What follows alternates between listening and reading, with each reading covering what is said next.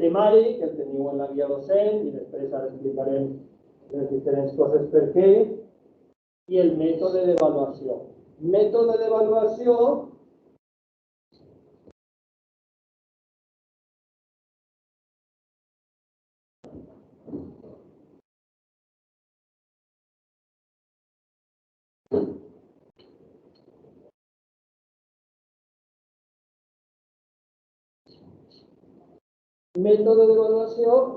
que això ja el teníeu, el que havíem dit, i que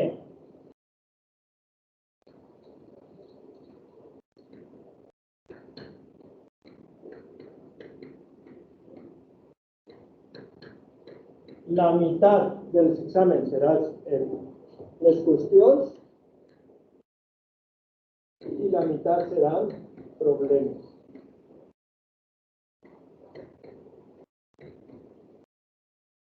I les qüestions de les que hi haurà en el fòrum. Val? Hi haurà moltes, òbviament, però les qüestions de les que hi haurà en el fòrum. Val? I els problemes dels que anirem fent en classe i de que us proposaré i aquestes coses. Val? La qüestió és que, a més,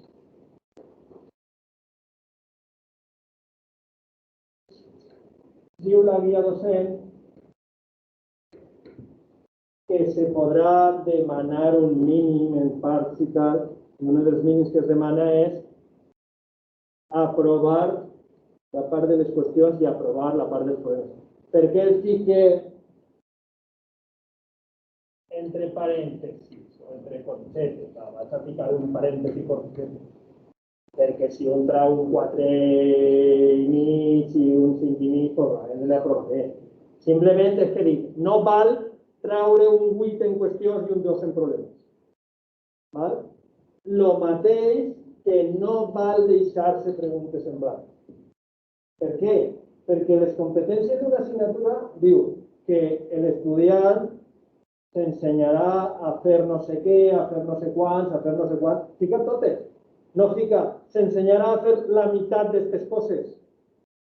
No significa que s'ensenyarà a fer totes aquestes coses. Pues, òbviament, algunes les farà millor i altres les farà pitjor. Però no pots dir, no, jo el tema 3 és molt complicat, no me l'estudie i trac les altres. Pues jo te trac que tornes el xut. No se poden deixar ni qüestions ni problemes en blanc. No te pots deixar d'estudiar temes ni problemes ni d'això. Pues hi ha que contestar tots, i hi ha que contestar tots en una mínima decència.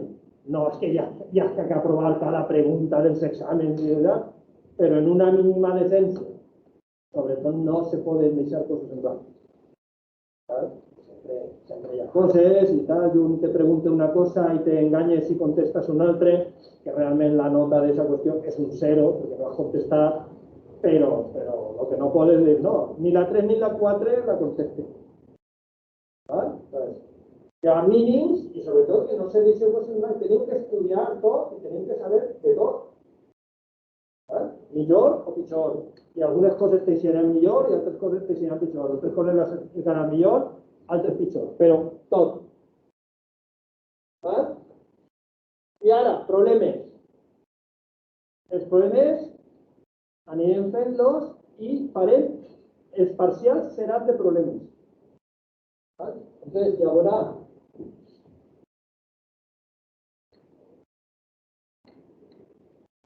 un parcial de problemes dels temes 2 al 4 el dia 9 de novembre, si podem fer-ho, i un de problemes dels temes 5 i 6 el dia 14 de desembre. Entonces, esto, dins d'això, val un poc més, perquè és de 3 temes que que és de 2 temes. Però els parcials, que repeteix, són només de problemes. Les qüestions seran en genèric. Els parcials són opcionals i eliminatoris si aproves. Entonces, tu vens i són independents. Tu vens el 9 de novembre, fas els problemes i tal. traus un 6, pues entonces, esos problemas ya no los tienes que hacer en el examen final, el de gener. Y en esos problemas, en gener, te fijaré la nota que has tret el 9 de noviembre. Que no fas el examen, pues no passa res, faràs els problemes al final. Que suspenes l'examen, pues no passa res, faràs els problemes al final. I això és independent, un de l'altre. Jo no faig el primer i faig el segon. Pues molt bé. Jo no faig el segon, o jo suspeno el primer i aprovo el segon. Pues molt bé. Els problemes del segon parcial no tendrás que fer-los en l'examen final y se te aplicará la nota que tragueres en el parcial correspondiente. ¿Vale? Está clara la mecánica del parcial. Quan vulgueu, pregunteu, si no us recordeu, però esto quedará grabado. Y es de esta manera. ¿Vale? Entonces, esos son los problemas. Les pràctiques de laboratori són les pràctiques que ja vos va dir, que fareu en principi en el laboratori i tal, excepte que no pugueu venir i teniu que comunicar al professor per a veure com les aneu a fer.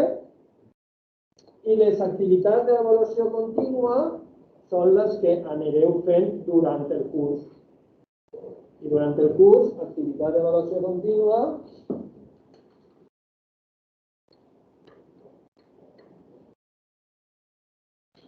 una serà la participació en el fòrum.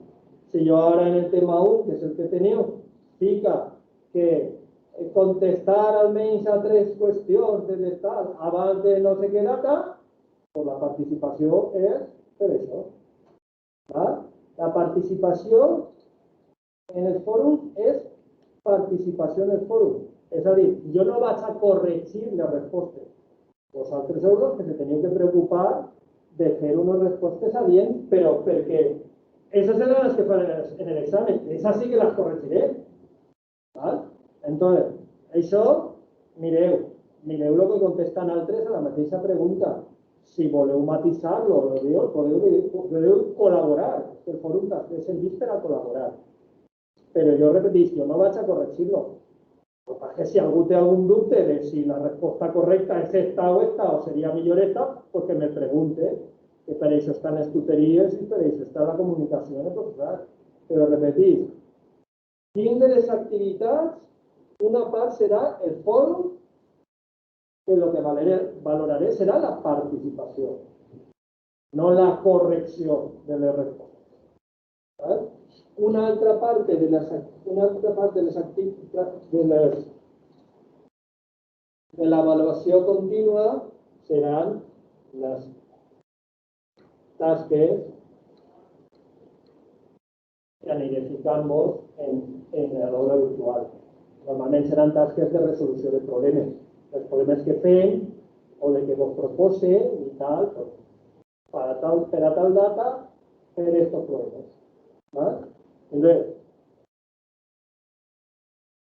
a part de que resoldrem problemes en la pizarra i tal, però això serà resoldre problemes. Ahí, de nou, ahí no vaig a corregir-los, però ahí sí que evaluaré els problemes que feu i un poc com els feu.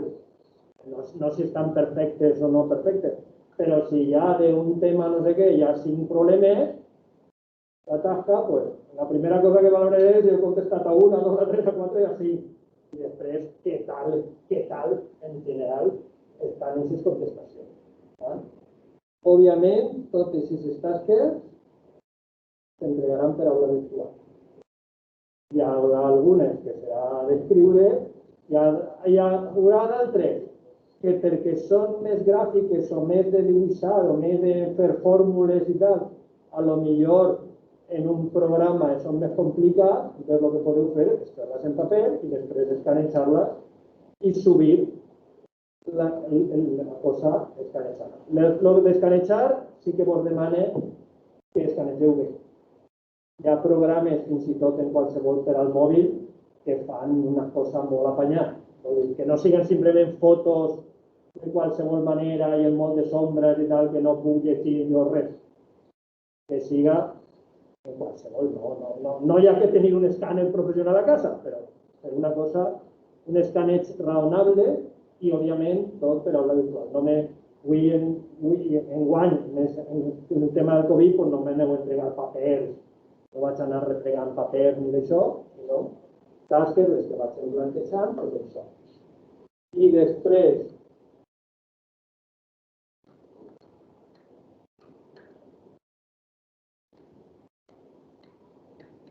cadascú tindrà un test corresponent de la part de pràctiques i ara un treball final per grup, que això serà el 40% de la nota de l'avaluació contínua, per tant, és un punt. En el seu temps ja vos explicaré per a fer els grups i per a triar els temes. Això serà el que hi haurà que fer és una exposició, si podem en classe, i si no podem per ordenador, el grup tindrà que exposar el seu tema, que és explicar alguna cosa.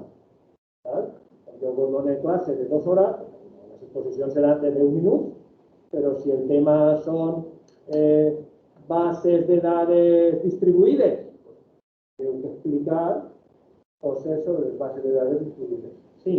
¿L'exposició pot ser en castellano? Sí. No, ya te he dicho, la exposición, la respuesta de los exámenes, todo eso. ¿Vale? Entonces, el treball final ja vos diré quan, com, lo que sea. El treball final s'exposa els 2 últims dies. Els 2 últims dies de classe són el 14 i el 21 de desembre. Aquests dies hi ha pràctiques, en la qual cosa tenim que venir tots. Aquest dia tenim que venir tots. És que de no puga. Uns estareu així i uns altres estareu en altres. I si algú pregunta és que el 14 de desembre l'examen serà una hora i hi haurà una hora d'exposicions. Doncs és el mètode d'avaluació que repetim.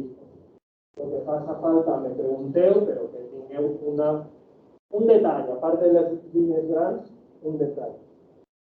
I sobretot, i per les coses que estem dient, la recomanació que ja vos donem en primer, però és que treballeu de continu durant el curs, que no se'n deixeu les coses. No vaig a començar a fer els problemes el 8 de novembre, vaig a estudiar els problemes el 8 de novembre. No, estudiar els problemes quan fan els problemes.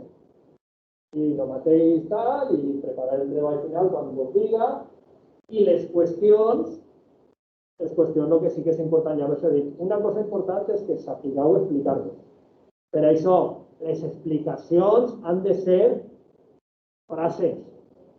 No és un telegrama, sinó són frases en sujeto, verbo i complementos.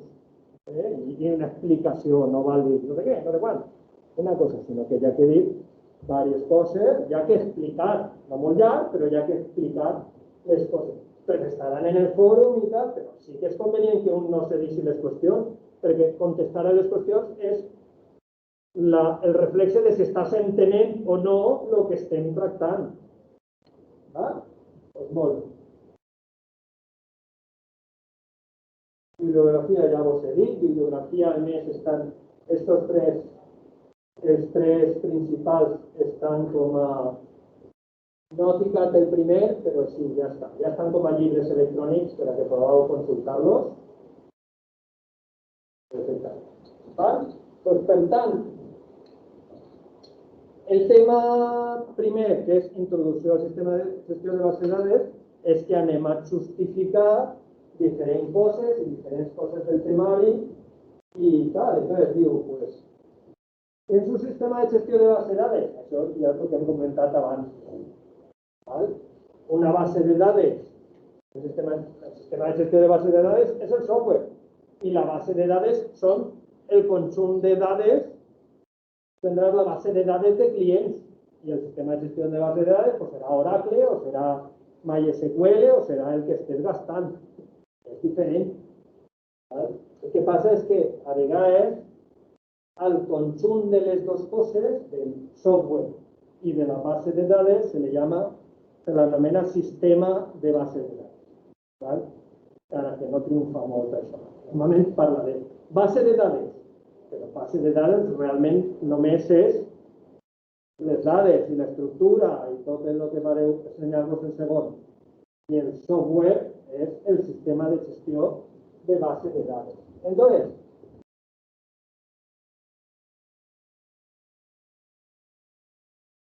la primera cosa és que aneu a obrir el Socrative. Socrative.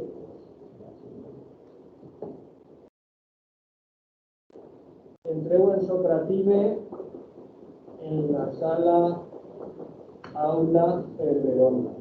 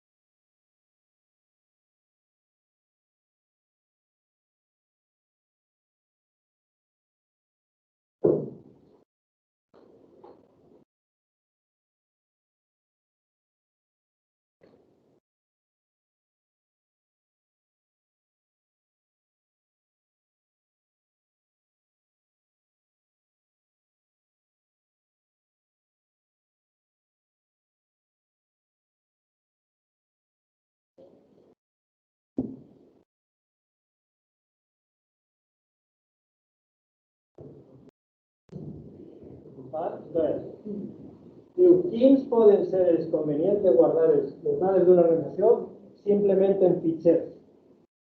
No utilitzen base de dades.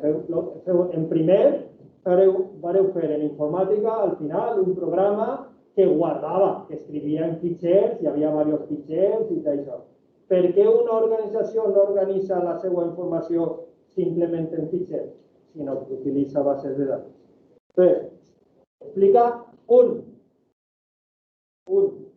dels inconvenients. Atengau a la pantalla que si ja apareix el que vas a escriure, pues comptes una altra cosa. Però explica un dels inconvenients que tu penses que té utilitzar simplement sistemes de fitxers. O sigui, no utilitzar bases de dades, sinó simplement fitxers.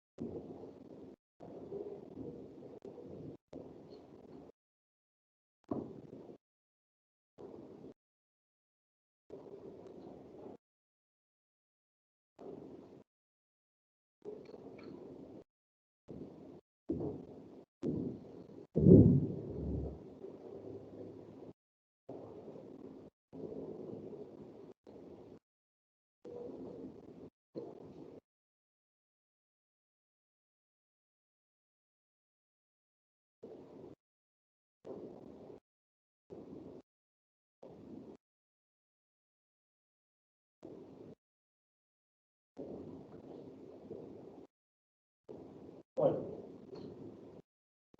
si te cuesta terminar, que vas a terminar la tal, anem a comentar les que heu ficat, però després, si falta alguna o alguna cosa, pues la comentem, una cosa que jo.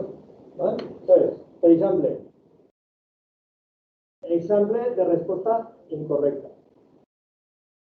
La recuperación frente a errores graves. Eso no es una frase.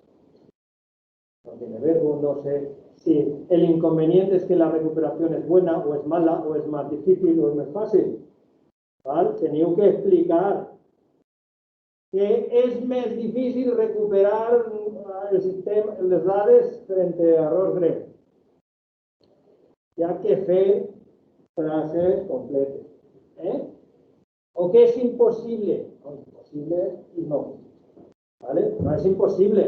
En un sistema de fitxers pots tenir haver creat un sistema de backups i de no sé quants i de no sé quintos per a recuperar les dades. Si fallen, doncs tinc la còpia i tal i qual. Pots fer-ho, però tens que fer tu. ¿Vale? Però dic que expliqueu les coses. Es más difícil hacer uso de los datos. No es demasiado vago. ¿Qué quiere decir que es más difícil hacer uso de los datos? Tendría que explicarlo. No tengo que explicarse 38.000 cosas. Por ejemplo, ¿qué es más difícil hacer uso de los datos? ¿Qué quiere decir? Que quan jo busque els noms dels clients que són de Madrid, què tinc que fer? Pues tendría que programarme yo la función para buscar nombre de cliente per Madrid. Mientras que en una base de datos, ¿qué faig? ¿Qué faig en una base de datos para buscar la información de los clientes que son de Madrid? Una consulta en SQL, si es un sistema que entiende SQL. ¿Vale? Les bases de datos tienen implementat un llenguatge de consulta. Els sistemes de fitxers no tenen llenguatge de consulta. Les consultes te les tens que programar tu. Cada consulta diferent la tens que programar tu, mentre que així hi ha coses que ja fa el sistema. Lo mateix la recuperació. Si tu vols fer un sistema de recuperació de fallides, de que hi ha una còpia de seguretat i tal, tu tens que programar quan fas còpies de seguretat, què passa quan un falla i què coses. Mentre que en una base de dades hi ha un sistema per a recuperació de fallides, hi ha unes còpies de seguretat, hi ha una traça, hi ha una sèrie de coses. ¿Vale? Que los datos son independientes y por tanto no están relacionados.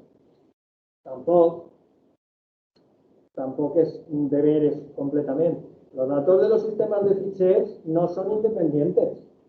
El que pasa es que no tienen la integridad referencial, no tienen les comprobacions, excepte que tu li digues, l'exigixes i programes ese control. Mentre que en una base de dades relacional tu pots fer el que hem fet de clau aliena i entonces ja controles esa interrelació i que ja està coincidència de les dades y todas estas cosas. Debido a una menor velocidad a la hora de mover y acceder a estos datos, dado que suele tratarse de cantidades muy grandes de información. Ya habría que explicar. ¿Sabes? Ya habría que explicar. Si se almacenan muchos datos, ocuparía un gran espacio de memoria. Con la base de datos también. La base de datos no es que vaya a ahorrarte espacio de memoria, lo que te va a ayudar es a gestionar les dades a altres coses que heu ficat. Per la cosa de l'espai de memòria no se penseu que les bases de dades solucionen l'espai de memòria. L'espai de memòria és el que és. I si vols comprimir les dades, en un sistema de fitxers també pots tindre la informació comprimida. La qüestió no és esa.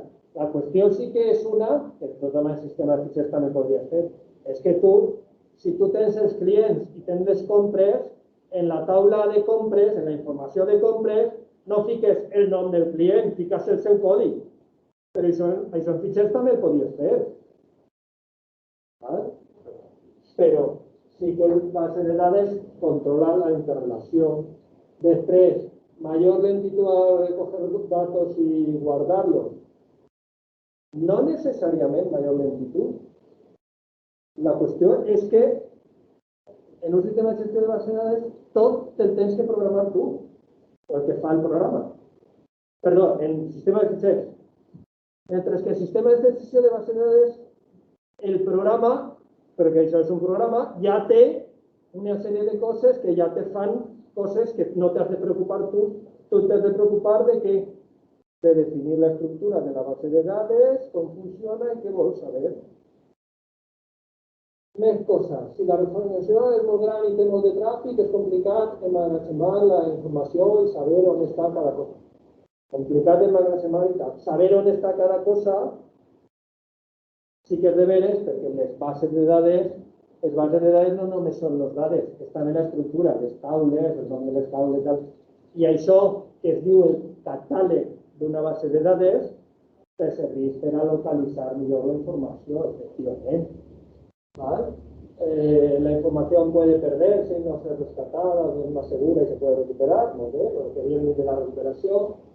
La càrrega de memòria que comporta emmagatzemar aquest tipus d'estructures, càrrega de memòria mateixa.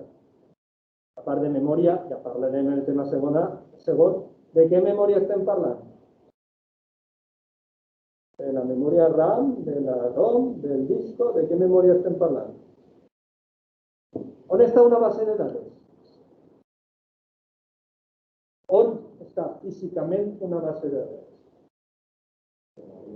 En un disco. Esto puede estar en un armario, que siga tal. Que això és el que s'anomena memòria secundària. No està en la memòria principal, però això, quan un enginyer informàtica parla de memòria.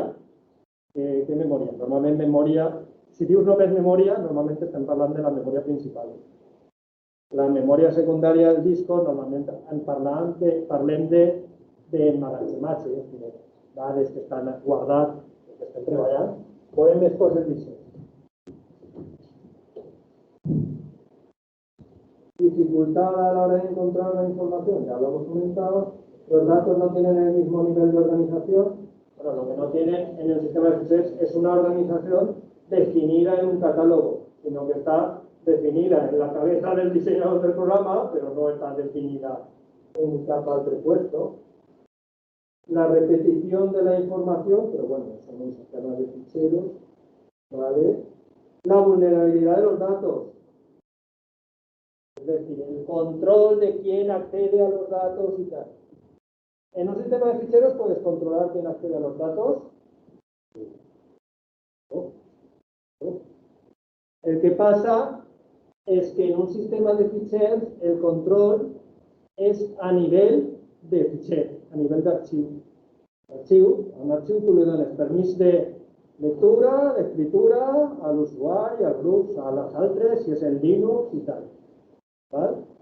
Aquí, així és més, en una base de datos, pots fer una cosa molt més detallada, que ja no és a nivell d'arxiu, sinó a nivell de camp, a nivell de tal, a nivell de que un usuari pot accedir a determinades coses només per a lectura.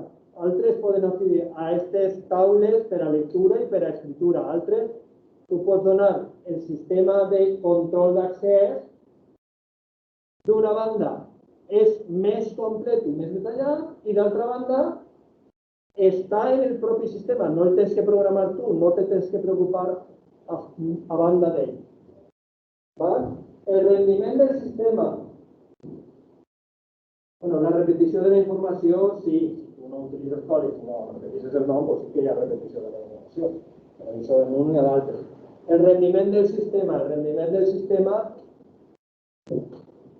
què és? El temps que tarda en donar-te la informació.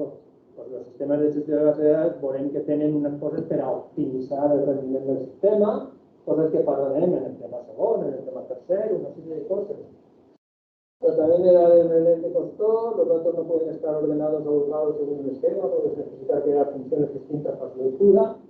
Muy bien, voy a hacer una versión més completa d'esta.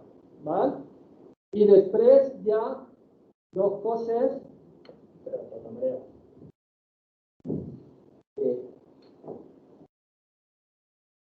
vaig explicar-lo així, perquè així teniu dues qüestions. Una, els inconvenients, i l'altra, els avantatges.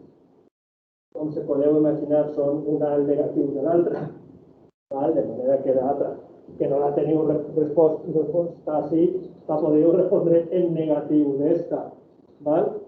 I què vol dir? Per què? Doncs la pregunta, que és molt important, és per què utilitzem sistemes de gestió de base de dades. Entonces, una que diu, perquè ens dona un accés eficient i independència de les dades.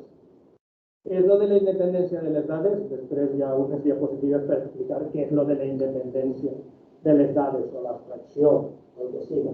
Ara ho explicaré. I per què me proporciona un accés eficient? Entre altres coses perquè me'n dona un llenguatge de consulta. De tota manera, lo del llenguatge de consulta és una cosa, l'SQL, totes les bases de dades treballen en SQL,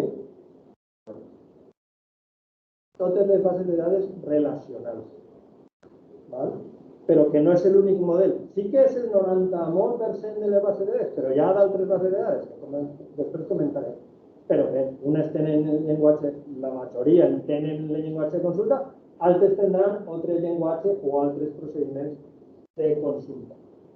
Però sobretot que no tinc que programar jo cada consulta, sinó que hi ha una cosa, hi ha un element que entén el que jo l'escric en el llenguatge de consulta, ho interpreta i me respon a lo que li estic preguntant.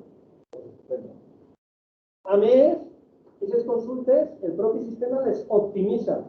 És a dir, mira quina és la manera de respondre a la teva pregunta en el menor temps possible. Després, l'administració de les dades de forma uniforme, tu no tens que preocupar de coses que estan en l'expressió, de en què disc està, no, tu fas create tables, fas una sèrie de coses d'una manera uniforme, no te preocupes de determinades. I després un altre element, que també parlaré, que és la gestió de la memòria. Hem dit, on estan les dades d'una base de dades? Estan en el disc. I com treballen els programes en les dades d'una base de dades? Doncs portant-se-los a la memòria. Qualsevol ordenador treballa en les dades quan les té en la memòria. Per això, en els programes que feu vosaltres en primer, què passava? Que normalment llegiu l'arxiu i lo carregàveu a un vector o el que siga. Passàveu totes les dades del disc a la memòria.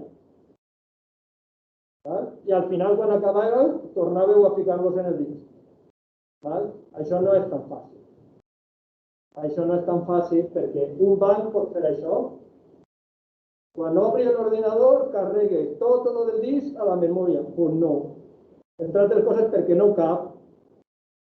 En la memòria principal no caben totes les dades d'una base de dades d'una organització, ja no dic un gran banc, una organització mínimament organitzada, totes les dades no te caben en la memòria principal. Per tant, la gestió de la memòria és com me porte les dades de disc a memòria principal i quan tinc que gravar de memòria principal a disc. Però això, de nou, no te tens que preocupar tu, no el fa el sistema de gestió de la dades. Reducció del temps de desenvolupament d'aplicacions. Per què?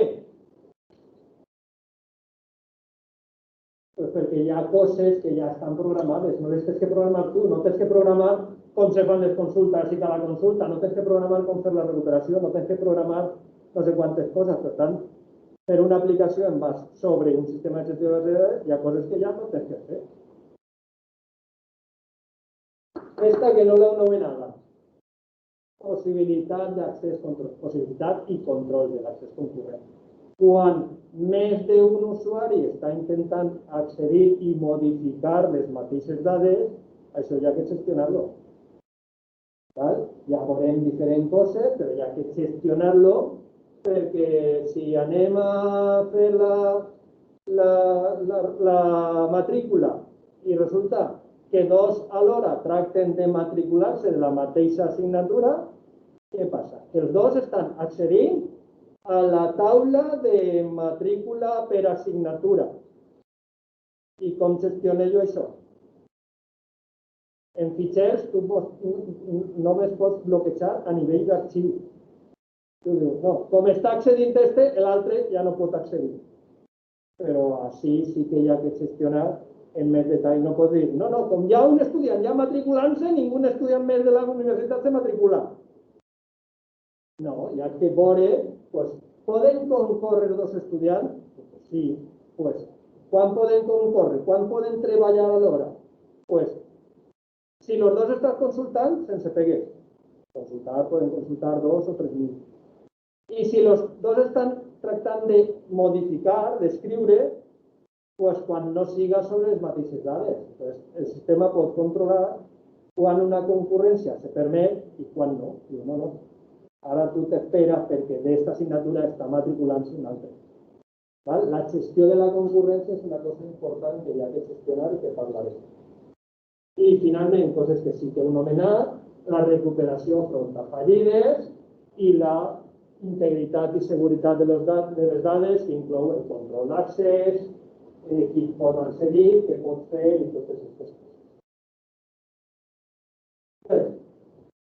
El que dia de la independència dels nivells d'abstracció se refereix a que hi ha 3 nivells. El nivell de vista, el nivell de conceptual i el nivell físic. Què vol dir això? El nivell de vista són com veuen les dades la gent que té que veure les dades. ¿Vale?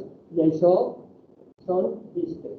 Tu quan te connectes a l'aplicació de la Renfe, tu estàs accedint a les dades que tenen la base de dades.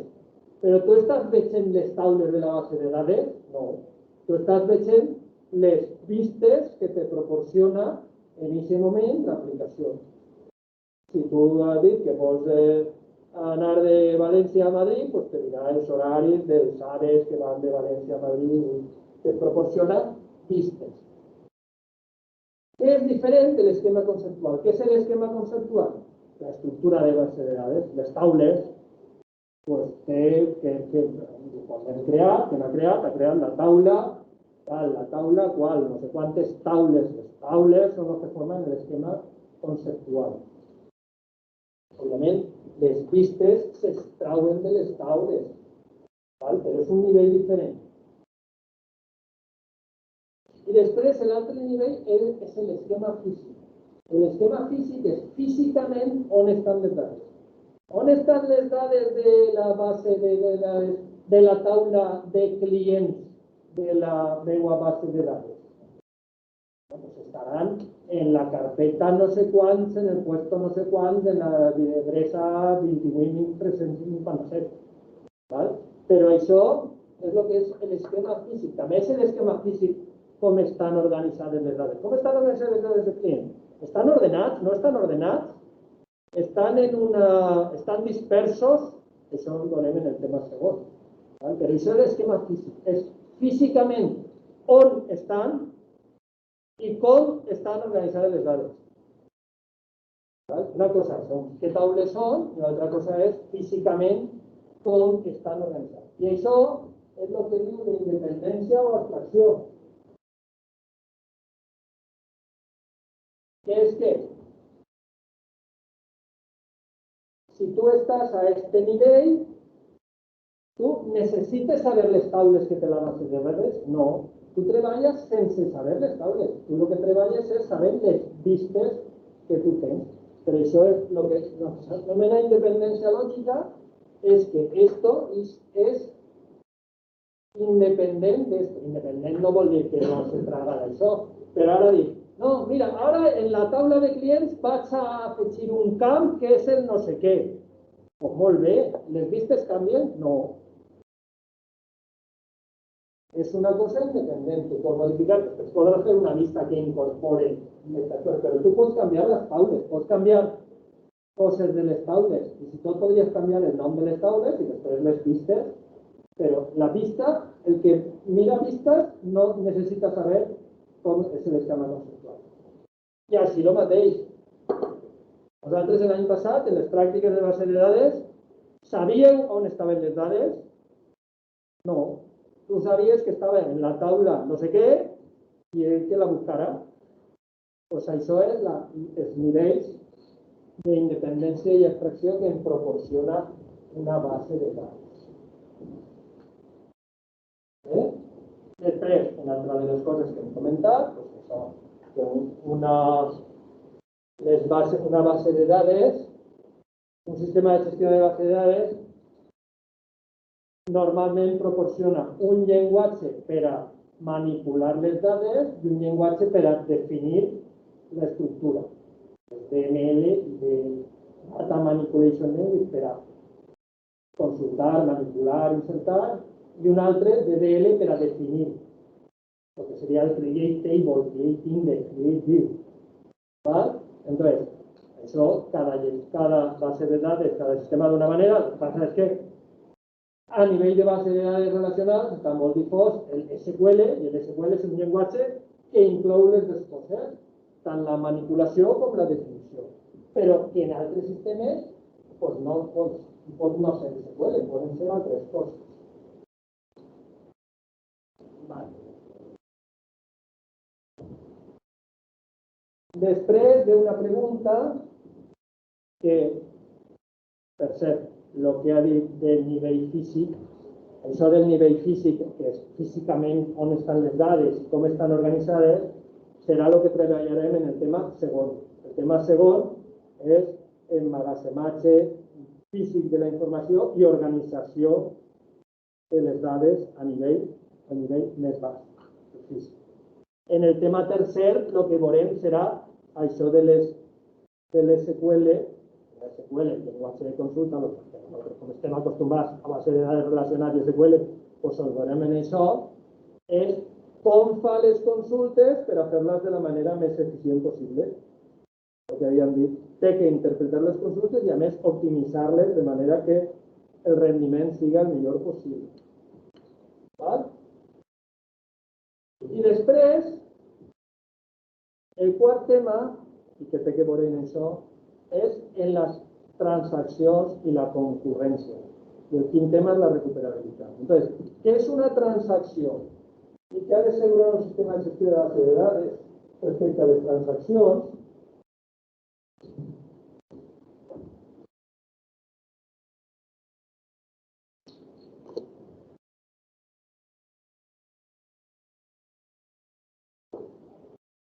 Una transacció, diu ahí, que es una secuencia atómica de acciones en una base de datos iniciada por un usuario que guarda una unidad lógica.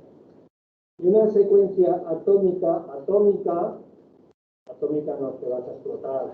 Átomo en grec es que no es pot dividir, porque cuando descubrieron el átomo, no los grecs no descubrieron el átomo, pero cuando se va a descubrir el átomo, le llamaron la palabra átomo porque pensaban que no es podía dividir. Ahora ya saben que té protón, neutrón, partícules elementals i tot això. Però atòmica sí vol dir que no se pot dividir. I que no se pot dividir, què vol dir per al nostre efecte? Que és que o es fa completament o no té efectes. I entonces, que es fa completament o no té efectes, té a veure a dues coses que veurem en el tema quart, però que ja us anticipen. Y aparte es que digo una transacción. Entonces, por ejemplo, una transacción sería, si yo fuera a hacer una transferencia, un traspaso, vas a pasar las 50 euros a no sé quién. Entonces, la operación que tú ordenes es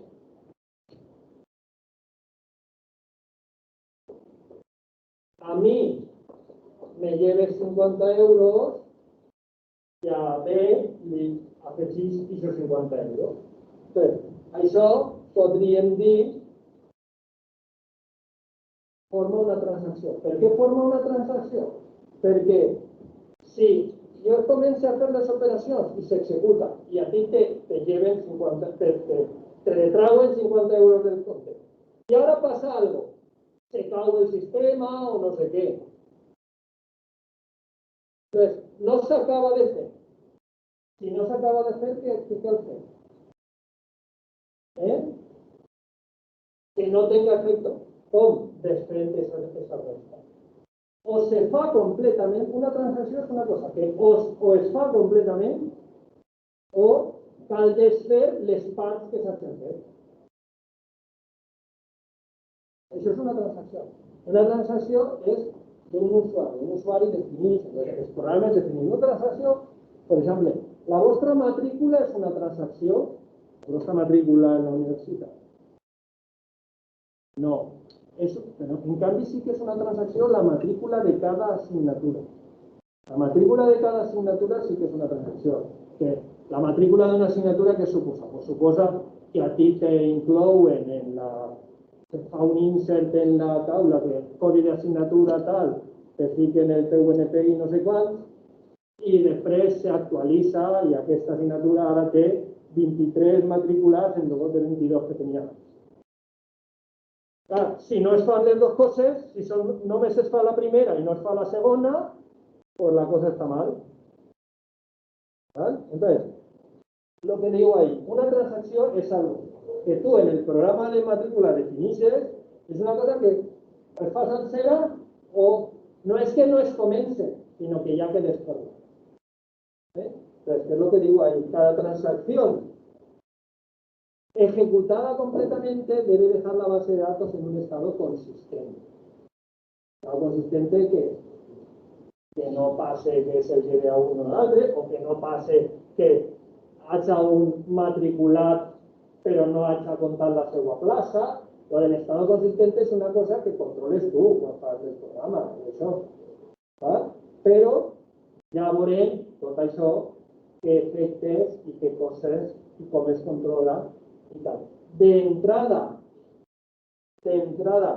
diguem, però esta no és la definició final, d'entrada, diguem que el que té que assegurar el sistema de gestió de base de dades és que la base de dades quede en un estat consistent executant la transacció sencera o desfent les seues efectes, però en el tema quart, quan parlem de la concurrència, doncs ja veurem les coses, i en el tema cinquè, quan parlem de la recuperabilitat, ja donem més detalls. Però que les operacions, les coses que es fan en una base de dades, no són sempre un insert, un update per separat, sinó que s'agrupen en transaccions que guarden una unitat lògica.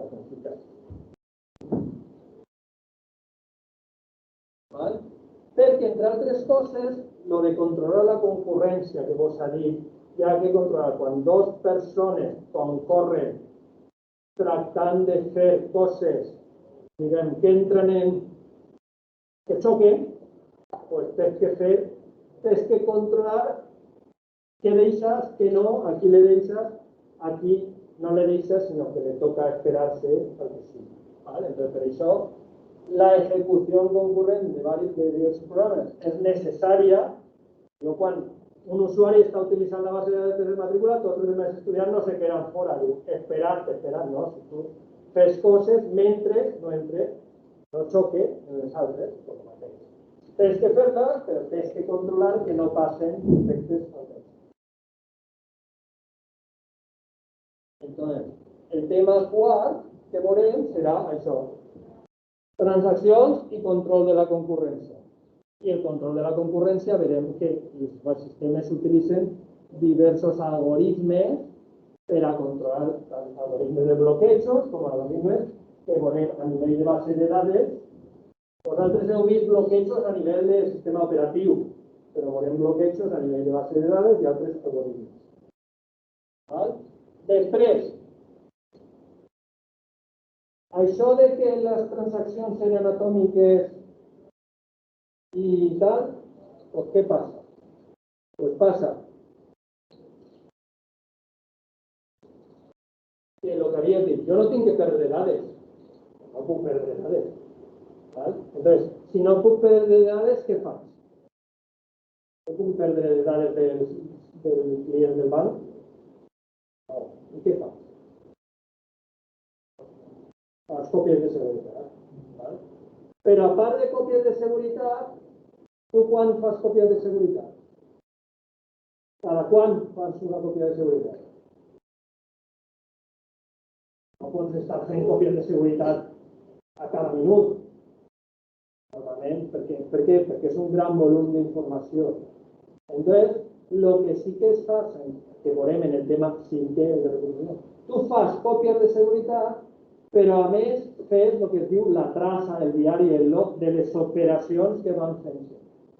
La còpia de seguretat de tota la base de dades la fas potser una vegada al dia, però durant el dia fas les coses que van fent-se.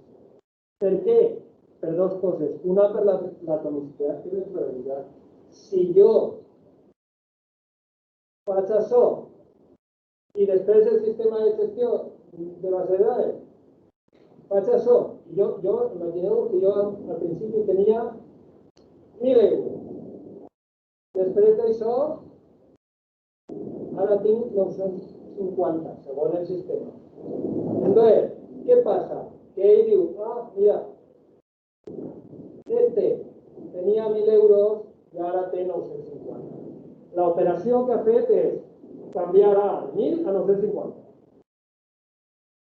Pues si pasa alguna cosa en la base de datos que la transacción no es completa, pues entonces, ¿qué tiene que hacer? Pues lo que tiene que hacer es anar y veure de, pues en A tinc que tornar a ficar el bit que tenia. La recuperabilitat no només és, si se'm fot el sistema, tinc que anar a la còpia de seguretat i recuperar-la, sinó completar les coses que s'han completat, però desfer les coses que no s'han completat, les transaccions que no s'han completat. De nou, us recorde que en el tema 4 i el tema 5è tornarem a tratar en detall això, però que estem fent en aquest primer tema a nivell general. Per tant, una pregunta que ja les qüestiona. Quina és l'estructura i els mòduls funcionals que composen un sistema de base de dades? Sistema de gestió de base de dades. Pues, són les diferents funcions per a fer les coses que estem dient que fa un sistema de gestió de base de dades. Entonces, este és un esquema més complex i també més complex, però si se podeu quedar en este. En este, què és què?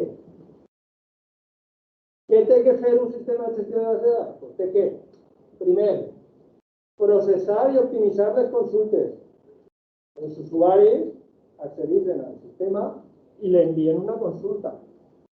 El primer que té que fer és interpretar la consulta per a veure el que m'estàs demanant. Després, optimitzar-la. Si es pot, me la reorganitzo per a fer-la en el menor temps possible. Això és el tema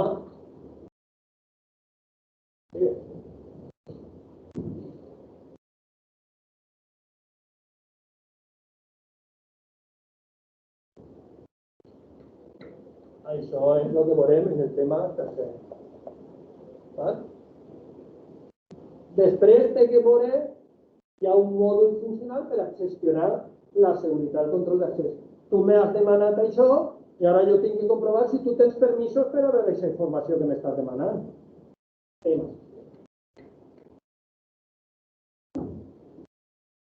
Així veu que no hi ha fletxes, aquest és un sistema simplificat, però bé.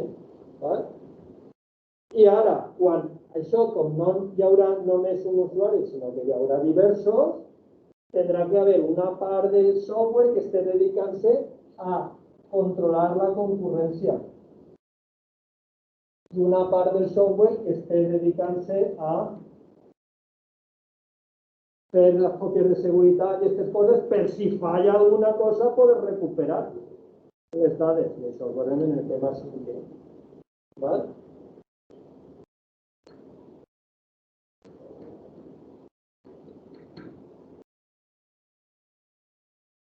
I a part hem dit que una de les coses que feia el sistema de gestió de bases de dades és gestionar la memòria. Quan se porta dades a memòria, quan les torna a escriure en disc. Això és el que diu gestió de bases i gestió de l'espai en disc, que el veurem en part en el tema segon i després en part en el tema quart i tal. Tu dius, mòduls funcionals, me'n recordo del temari i el tema 2, hi haurà un mòdul funcional per a el que diu el tema 2, que és gestionar físicament les dades i tal. El tema 3, procediment, hi haurà un mòdul que fa aquestes coses, perquè són diferents. mòduls funcionals no vol dir que siguin programes diferents, però que el conjunt de programes ha d'atendre, ha de resoldre aquestes funcions. Val? I finalment, sobretot no s'oblideu d'això, la base de dades no està dins del sistema de gestió de base de dades. Una cosa és el sistema de gestió de base de dades, el software, que té els mòduls funcionals, i després, en tot això, accedís al disc on està la base de dades. I a més, este gràfic, que no és per a contestar els mòduls funcionals, els mòduls funcionals són els que hi ha en el requadre, ¿vale? Però que la base de dades no només són les dades. Quan en segon veureu la definició d'una base de dades, la base de dades, hi ha definicions que hi ha moltes, però són les dades i la seva estructura, la definició de la seva estructura. Quines taules, quins camps, quins claus primaris, quins claus alienes, tot això és el catàleg. Així, diguem, això serien les dades, el catàleg és l'estructura, els camps, els índexs, no sé què, com això. De tota manera, aquí sí que vos ha aplicat, en parlarem en el tema segon, tot això, parlarem de tota aquesta part en el tema segon. Els índexs d'una base de dades formen part de la base de dades. No són dades, sinó formen part de l'estructura i d'una sèrie de coses en què treballa la base de dades. Mòduls funcionals. Una resposta seria explicar breument cadascun d'estos 1, 2, 3, 4, 5 i 6, el que fa cadascun d'ells, que de tota manera ara no se'ls sabeu, però com anirem treballant, us dar una breu descripció de lo que fa un sistema de gestió de base de dades en cadascuna de les seues funcions. Per això se diuen mòduls funcionals. Eso es una explicación del gráfico anterior. ¿Vale? Entonces, operative.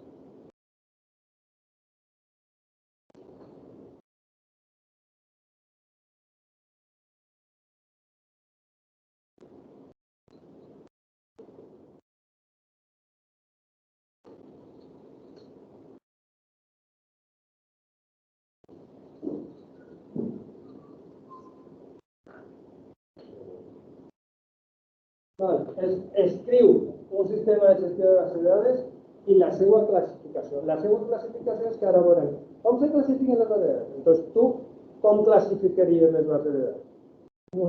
En funció de què tipus de bases de sistemes de gestió de bases de dades penses que hi ha, per exemple, una classificació seria si és lliure o és propietari. I a més, la diapositiva, el que sapigueu, de moment el que sapigueu, però sobretot ficar, diguem-me, sistemes de gestió de base de dades. Cadascú un. I ahí, no cal que el tornar a escriure.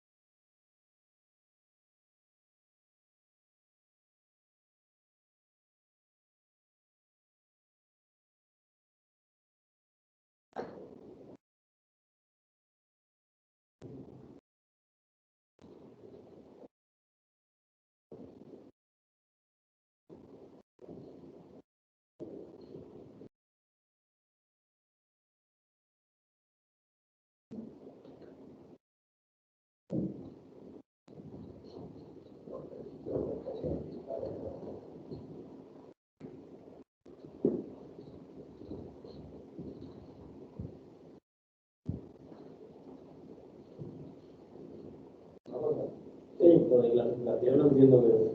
Es que ahora lo explicaré. Ahora lo explicaré, pero es... Si tú tienes que definir breument y ese sistema, dirías, pues este es un lliure, o és multiusuari, monusuari, és relacional, no és relacional. De tota manera, això és per a que tal, ara després explicaré les diferents classificacions que hi ha.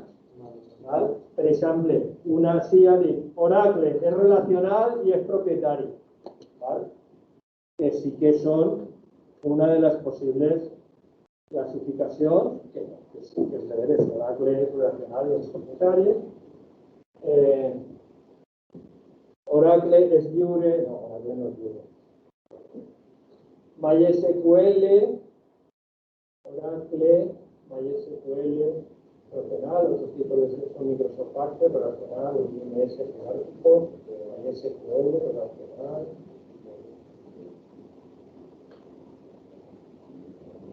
¿Vale? ¿Alguno más que nos repita? Si sabemos algo diferente.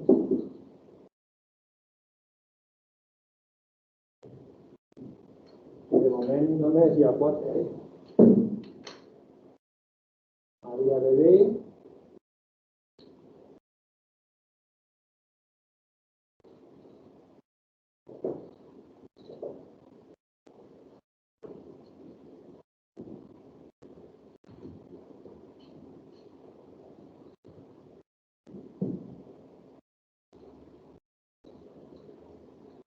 MySQL,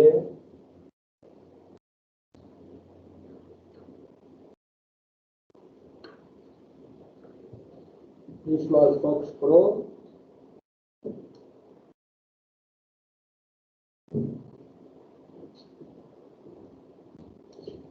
¿algo está así? Però vamos. SQLite, molt bé. Molt bé. MongoDB, per exemple, MongoDB és un exemple que és molt actual de base de dades no SQL. No SQL és que no és relacional, és un altre model de dades. Val? Ja vos ha dit que base de dades relacionals són el 90 molt per cent de les sistemes de gestió de base de dades i de les bases de dades són relacionals. Però avui en dia hi ha d'altres. ¿Vale? Y DB2, DB4 orientado a objetos, es un altre model que es el orientado a objetos. Entonces, efectivamente,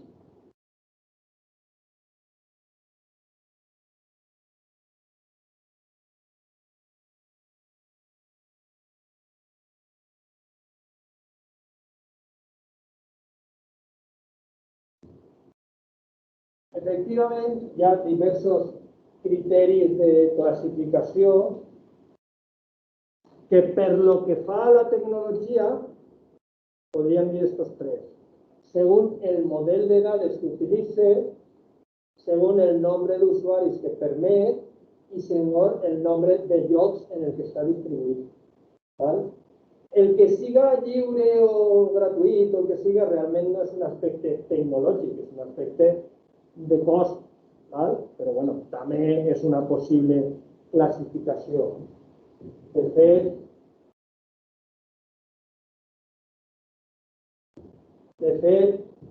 MySQL, per exemple, abans era lliure, però ara no és lliure. Ara és gratuït, però no és lliure. No té totes les coses de codi per modificar-lo, distribuir-lo, totes les coses, sinó que MySQL, per això MariaDB és el que continua, el que ha fet en MySQL, que sí que és lliure. Una cosa és lliure, pots modificar-lo, accedir al font, tot el que pots, redistribuir-lo, i una altra cosa és que siga propietari, però gratuït, que és el que és MySQL. El mateix que Oracle és propietari. Té alguna versió lliure? Perdó, lliure no. Té alguna versió gratuïta, que no és lliure. ¿Vale? Però bueno, de tota manera, això no és un aspecte tecnològic, és un aspecte organitzatiu. Entonces, sobretot, segons el model de dades que utilice, les relacionals, objectes relacionals, orientados a objetos, jeràrquicos, red y otros. ¿Vale? La majoria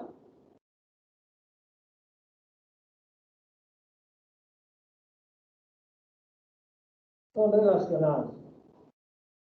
I, de fet, les bases de dades relacionals, els sistemes de gestió de bases de dades relacionals, ja molts incorporen molt de l'orientació a objectes, incorporen l'XML, incorporen moltíssimes coses, són relacionals. Val?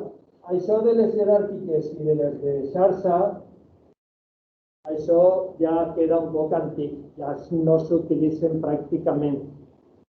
Però que sí que s'utilitzen altres, i altres són, doncs, si he dit que esto està, això no està, això no està i això no està, les que fan coses diferents, les que utilitzen models diferents i coses diferents, resulta que genèricament s'anomenen NoSQL.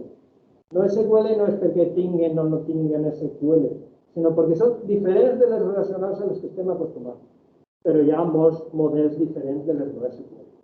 De fet, hi ha una assignatura optativa en quart, que és Sistema d'Informació de Nova Generació, que tracta aquestes coses. Altres models, no, que no és que siga un model, no és que NoSQL siga un model. NoSQL és l'agrupació de lo que no és relacional. Quasi tot és relacional, però de bases de dades que no són relacionals. Després, segons el nombre d'usuaris que permetís, que permetís només un usuari, per exemple, Access és un sistema de gestió de base de dades. Sí, però que permetís només un usuari. I base del LibreOffice també és un sistema de gestió de base de dades, però que permetís només un usuari. Clar, quan permetís només un usuari no se té que preocupar de la concurrència ni d'altres coses. Val? I segon, si permetís distribució o no. Centralitzat és que totes les bases de la base de dades tenen que estar en el mateix servidor i distribuït és que el sistema de gestió gestiona que les dades puguen estar en diferents servidors de manera distribuïda. ¿Vale? Entonces, quan nomeneu sistemes de gestió de bases de dades, pues, ¿qué pasa? Pues que, ¿quién es el sistema de gestió de bases de dades més utilitzat? Resulta que és Oracle. Clar, el pas que més utilitzat és per quantes dades, per quants usuaris finals hi ha d'aquestes coses, és el que és Oracle. Tu diries, home, hi ha molta més gent desenvolupant coses en MySQL, sí, però no afecten a tants dades ni a tanta gent. Val? El sistema de gestió de base de dades més... Després està el DB2 de IBM, de més utilitzat. I després està...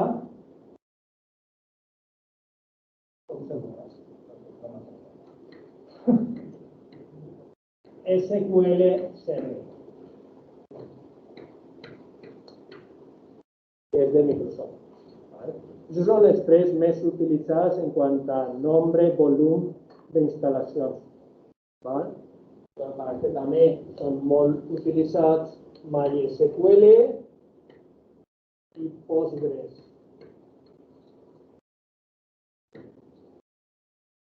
¿Vale? Quan nomenes algun d'estos, pues tindries que dir, pues, què és? És relacional, tal. Això sí, són relacionals, que la majoria són relacionals. No relacionals, por ejemplo, està el Mongo DB. I d'altres, Cassandra, Neo4j, pues altres. Vale, entonces, la primera clasificació que dic, què és? I avui en dia la cosa és relacional o no és relacional? Si no és relacional ja pots dir més coses. Després, és monousuari o és multiusuari? Normalment tots els d'institucions, d'empreses, són multiusuari. Monousuari, doncs tens l'Access i tens el base del LibreOffice. De fet, l'Access és una versió retallada de l'SQL Server. SQL Server de Microsoft no fa una per a personal, sinó esa le lleva cosas, la simplifica i tens Access. I després, centralitzada distribuïda. Oracle, per exemple, pot ser centralitzada, pot ser distribuïda, sí que admeteix la distribució. pero DB2 no admeteix la distribució, doncs tu tens que saber si admeteix o no admeteix la distribució. De tota manera, com si feu l'assignatura esta de quart que vos dic, les bases de dades relacionals no són molt bones en distribució. Sí que pot ser distribuïda, però distribuïda en 3 o 4 servidors, no en 100 o 200 servidors. ¿Vale? Però, per exemple, Google, el buscador de Google, el motor de búsqueda de Google, utilitza una base de dades en totes les seues, tot el seu índex, tota la seva informació, i utilitza centenars de servidors. És un model distribuït, entonces no utilitza una base de dades relacionals. Han desenvolupat ells un sistema de gestió de base de dades diferent. Centralitzat o distribuït, doncs, és una altra cosa que hi ha que saber. Entonces, quan en els treballs finals i coses es coneixeu, doncs sabeu que és distribuït.